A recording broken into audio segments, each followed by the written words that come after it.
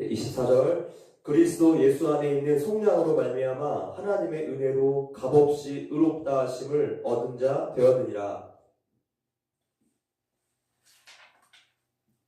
5절 그리고 이 예수를 하나님이 그의 피로써 믿음으로 말미암는 화목제물로 세우셨으니 이는 하나님께서 길이 참으시는 중에 전에 지은 죄를 간과하심으로 자기의 의로우심을 나타내려 하심이니 곧 이때에 자기의 의로우심을 나타내사 자기도 의로우시며 또한 예수 믿는 자를 의롭다 하려 하시니라. 그런즉 자랑할 때가 어디냐 있을 수가 없느니라. 무슨 법으로냐 행위로냐 아니라 오직 믿음의 법으로니라. 아멘. 오늘은 하나님의 사랑에 대한 오해 두 번째 시간입니다. 2차 세계대전이 한창이던 1944년 비젠탈이라는 사람이 폴란드 출신 유대인이었는데 죽음의 수용소에 갇혔습니다. 그가 당한 고초는 필설로는 다할 수 없는 아주 참담한 것이었습니다. 부모님을 포함한 89명의 가족들, 친척들이 나치에 의해서 죽어가는 것을 무력하게 지켜보아야 했습니다.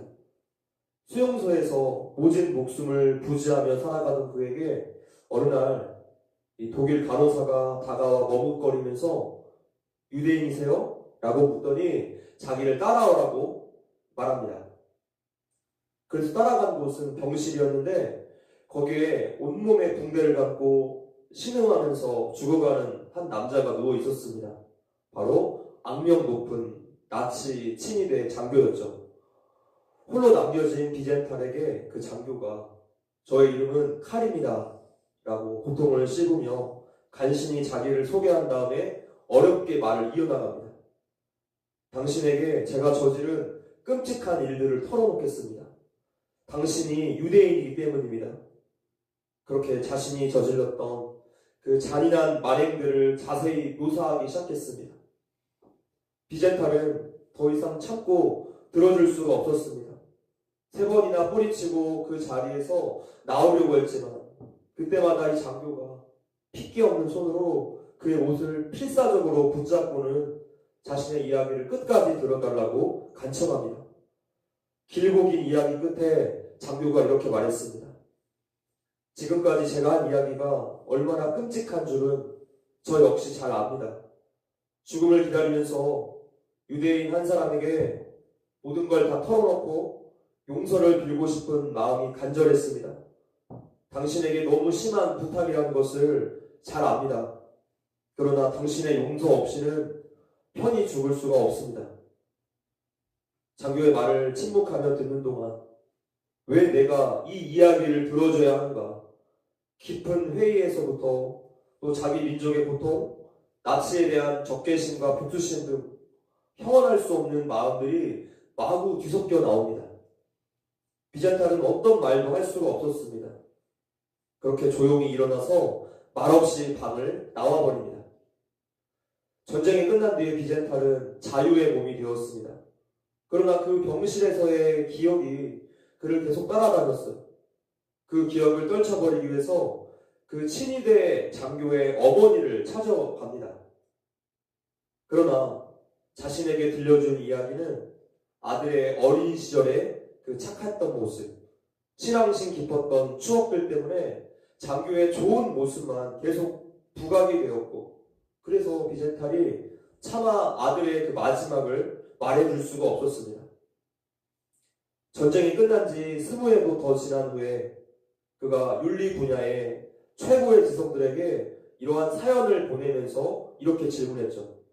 당신이 나였다면 어떻게 했겠습니까? 자, 이 이야기는 필립 얀시의 책 놀라운 하나님의 은혜에 수록된 이야기입니다. 여러분이라면 어떻게 하셨겠습니까? 자신과 또 가족들에게 행했던 그 모든 죄악들을 용서하실 수 있겠습니까? 가족을 죽인 범인을 용서한다는 것은 그리 쉬운 문제가 아니죠. 그 가족의 고통은 상상을 초월하는 일이기 때문입니다. 그래서 미량 영화에서처럼 하나님께서 나를 용서하셨다 이렇게 말만 하고 끝낼 수 있는 문제가 결코 아니라는 것이죠. 구약에서도 그래서 이웃 배상의 책임에 대해서 아주 철저하게 기록해 놓았고, 또 신약성경에서도 이웃 관계에 대해서 무수히 말씀하고 계세요. 그런데도 성도들이 하나님과의 관계만 신경 쓸 뿐 이웃 관계에 대한 깨어짐에는 그다지 죄책감이나 또 관심을 갖지 않습니다. 도대체 어디부터 잘못된 것일까요? 그동안 교회 안이나 또 사회에서 이 구원에 대한 기독교의 은혜 교리에 대해서 많은 오해들이 있었습니다. 그것은 아무리 착하게 살아도 예수를 믿지 않으면 구원을 받지 못하고, 또 반대로 아무리 악하게 살았다 하더라도 예수를 믿으며 구원받는다는 이런 논리 때문에 정작 그 속에 있는 중요한 내용은 놓치게 된 거죠. 그래서 나타난 대표적인 오해가 바로 이 미량과도 같은 영화가 탄생한 것이죠. 하나님 사랑은 늘 이웃 사랑으로 증명이 되는 건데 하나님의 사랑만 강조하다 보니까 그 은혜 앞에 반응하는 우리 성도들의 삶은 놓쳐버렸어요. 그래서 지난 시간에 팀 켈러 목사님이 이 수영 이야기로 기독교의 은혜 교리를 쉽게 설명해 주십니다. 수영을 아예 못하는 사람, 수영을 또 제법 잘하는 사람, 그리고 국가대표 수영 선수가 태평양을 헤엄쳐 건너갑니다. 결국에는 이 거리의 차이만 있었지 세 명 다 물속에 수장되었어요. 바다가 너무 넓기 때문에 사람의 힘으로는 건널 수가 없는 거죠. 평생을 착하게 산 사람과 십자가 위에서 믿음으로 구원받은 그 강도를 비교했을 때 우리 사람들의 논리로는 하나님이 참 불공평하게 여겨져요. 그러나 하나님의 의의 기준은 태평양 바다조차도 비교되지 않을 정도로 더 넓고 더 높습니다. 이 태평양 바다를 헤엄쳐서 건너가는데 그 반대쪽에서 이 세 명을 바라본다고 한번 칩시다. 그러면 수영을 아예 못하는 사람, 수영을 잘하는 사람, 또 국가대표 수영 선수가 구별이 됩니까? 아무런 의미가 없는 거예요. 도토리 키재기죠. 누구나 다 바다를 건너지 못하고 빠져 죽을 수밖에 없어요. 하나님의 의의 기준은 그만큼 높아서 그 어느 누구도 선행으로는, 율법으로는 그 의에 도달할 수가 없기 때문이죠. 그래서 하나님과 관계없이 선행을 많이 쌓은 사람들도 억울할 것이 없는 것이 다 똑같은 기준 미달 죄인이기 때문입니다. 스스로의 힘으로 도저히 구원할 수가 없기 때문에, 구원이 불가능하기 때문에 예수님을 우리에게 보내주신 거예요. 본문 24절입니다. 시작. 그리스도 예수 안에 있는 구속으로 말미암아 하나님의 은혜로 값없이 의롭다 하심을 얻은 자 되었느니라. 값없이 의롭다 하심을 얻은 자 되었느니라. 우리는 대가, 어떤 공로가 없이 예수님을 믿음으로 구원받았지만 하나님은 우리의 구원을 위해서 엄청난 희생의 대가를 치르셔야 했다는 거예요. 하나님의 이러한 마음이 호세아서 3장에 잘 나타나 있어요. 호세아서 3장을 보면 선지자 호세아가 아내 그 고멜이 창녀가 되어서 팔려간 것을 다시 호세아가 가서 값을 또 지불하고 아내로 맞아들여요. 왜 이렇게까지 했습니까? 호세아의 삶을 통해서 이스라엘 백성에 대한 나의 마음이 이렇다 라는 것을 하나님께서 지금 보여주시고 계시는 거예요. 우리는 어떻습니까? 날마다 하나님을 떠나요. 날마다 하나님을 배신하지만 하나님께서 우리를 또 찾아오시고 또 찾아오셔서 기어코 하나님 앞에 서게 만드세요. 마치 호세아처럼 말이죠. 그것은 바로 우리를 향한 지치지 않는 사랑 때문입니다. 하나님은 우리들에게 자유의지를 주셨습니다. 근데 우리는 그 자유의지를 가지고 온갖 죄를 다 짓고 살아요. 그래서 하나님의 마음이 찢어지죠. 그럼에도 불구하고 하나님은 우리의 자유의지를 완전히 박탈하거나 이 세상을 다 폐쇄해버린 대신에 제3의 길을 택하셨어요. 하나님께서 대신 우리의 죗값을 대신 치러주시고 우리가 그 길을 가도록 기다리시는 거예요. 이것이 바로 사도 바울이 로마서 3장 25절에서 하나님께서 길이 참으시는 중에 전에 지은 죄를 간과하셨다 라는 말로 표현하고 있습니다. 그리고 이제 사도 바울이 27절에서 우리에게 질문하죠. 합독할게요. 시작. 그런즉 자랑할 때가 어디냐? 있을 수가 없느니라. 무슨 법으로냐? 행위로냐? 아니라 오직 믿음의 법으로니라. 참 당연합니다. 하나님이 우리의 마음을 열어주셨고 하나님께서 깨닫게 해주셨고 하나님께서 이 구원의 길로 가게 만드셨는데 지금 누가 감히 자신의 의로움을 자랑할 수 있겠느냐라는 거예요. 우리는 그저 그 사랑에 감격하면서 감사할 따름이에요. 이 사랑은 우리의 어떤 특권, 나의 권리 같은 것이 아닙니다. 특권이라고 생각을 하기 때문에 미량에서 나오는 그 죄수처럼 내가 잘못을 저지른 그 피해자에게 용서를 구하지 않는 거죠. 지난주에 말씀드린 한국 최초의 연쇄살인마 김대두 씨의 변호사의 그 부인이 열심히 김대두 씨를 찾아갑니다. 그 뒷이야기예요. 이 부인은 자신을 구원하신 하나님께 감사해서 이렇게 사랑을 실천한 거죠. 하나님 사랑은 반드시 이웃관계로 나타나기 마련이에요. 그런데 김대두 씨가 지금 이 부인이 정신적인 사치를 부린다. 정신 나간 여자다. 막 화를 냈어요. 그럼에도 이 부인이 계속 면회를 갑니다. 그렇게 얼마를 지났을까? 김대두 씨가 처음으로 그 부인에게 말을 했어요. 아니 도대체 나에게 왜 이러십니까? 드디어 마음의 문이 조금씩 열리기 시작했습니다. 부인은 그 좁은 틈을 통해서 열심히 하나님의 복음, 그분의 사랑을 전했고 마침내 흉악범이 자신의 모든 죄를 인정하고 하나님과 또 사람들에게 용서를 구하고 자신이 할 수 있는 그 마지막 일, 장기 기증을 하고 세상을 떠났습니다. 그동안의 한국교회는 외부로부터 오는 이 완전히 새로운 구원의 길을 받아들이지 않았어요. 말로는 믿음으로 구원받는다라고 했지만 세상의 다른 종교들처럼 공로 쌓기에 집착했습니다. 자신의 공로를 통해서 복과 구원을 얻어내려고 한 거예요. 그래서 나타난 것이 1,000번째 헌금, 또 수능생을 위한 기도회, 교회 건축을 위한 금식 기도회 등등 이러한 볼썽사나운 모습들이죠. 이러한 기복적인 신앙은 자연히 이웃과의 관계는 관심이 없어져요.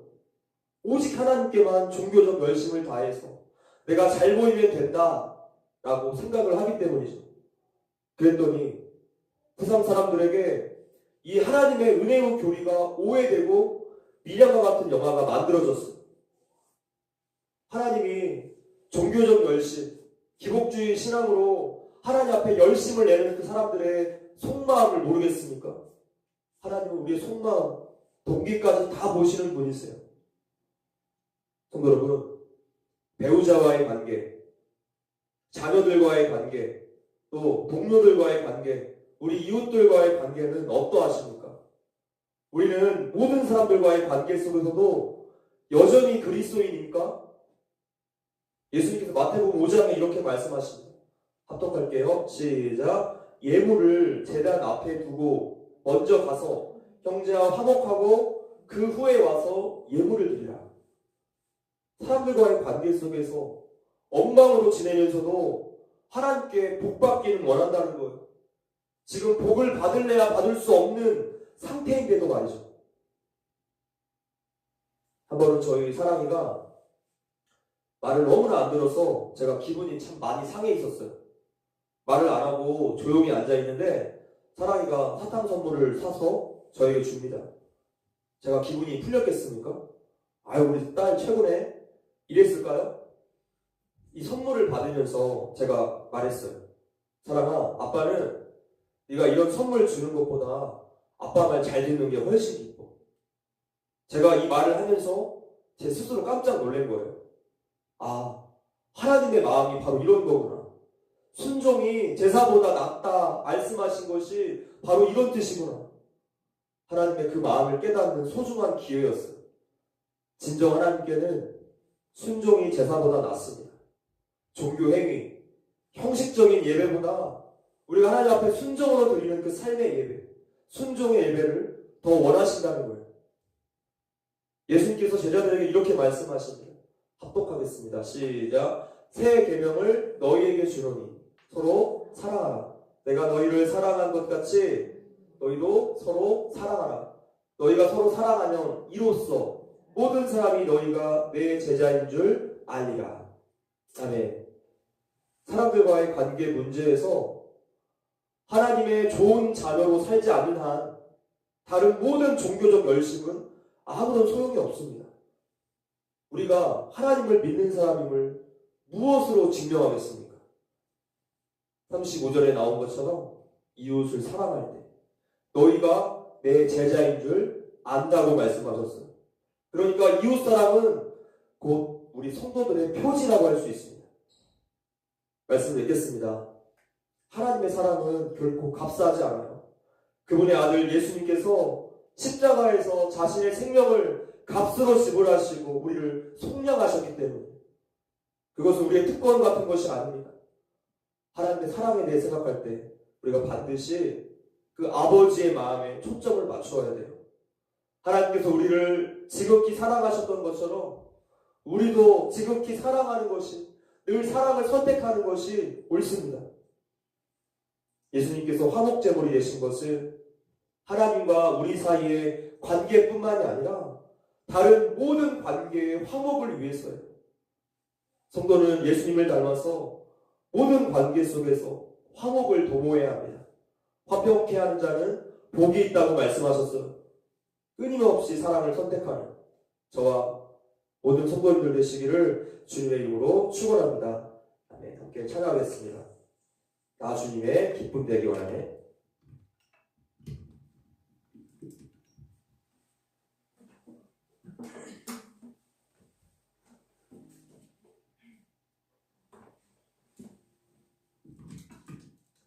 말씀을 생각해 보시면서 우리 고백으로 나아갑시다. 우리가 이웃과의 관계 속에서도 하나님의 기쁨이 되기를 소망합니다. 하나님 모든 관계 속에서 사랑의 선택을 하기를 원합니다. 주님 우리의 마음을 인도하시고 믿음 주시옵소서. 함께 고백하며 나아갑시다. 나 주님의 기쁨 되기 원하네. 내 라이브를 새롭게 하소서. 새 은혜가 되게 하여 주사. 주님의 빛 비추게 하소서. 내가 원하는 한 가지 주님의 믿음이 된 것. 내가 원하는 한 가지 주님의 믿음이 된 것. 겸손히 내 마음 들이라. 나의 모든 것 받으소서. 나의 맘 깨끗게 씻어주사. 주의 길로 내가게 하소서. 내가 원하는 한 가지 주님의 기쁨이 된 것. 내가 원하는 한 가지 주님의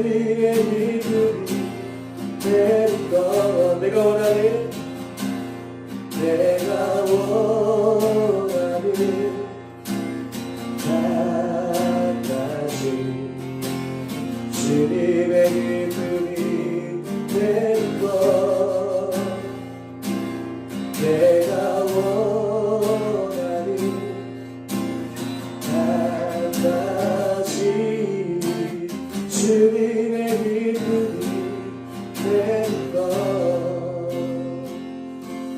기도 제목 보여주세요. 사랑의 삶으로 하나님을 믿는 자녀임을 증명하는 우리가 되도록 도와주시라고 또 공예배의 회복과 성도들의 영육간의 강건함을 위해서 기도하시겠습니다.